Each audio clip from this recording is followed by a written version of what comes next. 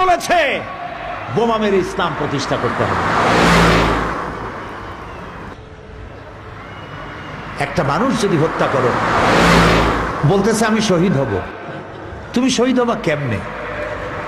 আল্লাহ তাআলা বলছেন ওয়া ইয়াকতুল মুমিনান মুতাআম্মিদান ফাজাযাউহু জাহান্নাম খালিদান ফিহা আবাদান। আল্লাহ তাআলা বলছেন কেউ যদি কোন মুমিনকে, কোন মানুষকে হত্যা করে ইচ্ছে করে, যাকে কোর্ট কর্তৃক প্রাণদণ্ড দেওয়া হয় নাই, এমন কোন মানুষকে যদি কেউ হত্যা করে, তার জায়গা হবে জাহান্নাম। কোথায় হবে? চিরকাল জাহান্নামে থাকতে হবে। এরপরে ওরা বলছে আমরা শহীদ হব।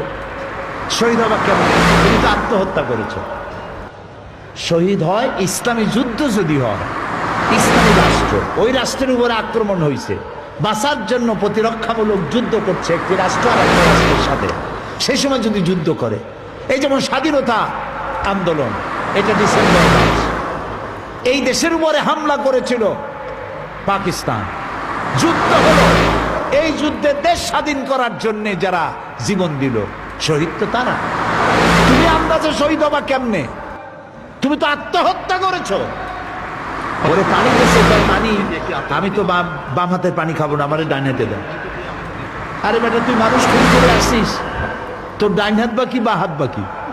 একজনে নাকি মোষ খুব বড় ছিল, হাত দিয়ে মোষ এরকম উঁচা করিয়া তারপরে মদ খাইতেছে, বহুত কষ্ট। তারপরে লোকেরা বললো তো তুমি এত কষ্ট করে মদ খাইতেছো কেন, হাত দিয়ে মোষ এত উঁচা করে? কয়েছে আমাদের কাছে শুনেছি কিছু পান করার সময় মোষ ভিজলে তা নাকি মকরু হয়। ও খাইতেছে কিন্তু মকরুর ভয় করতেছে, ও পানি খাবে। আরে তোমার বামাতে খাবো না, আমি ডাইনে। বেটা তুই তো জাহান্নামে যাবি।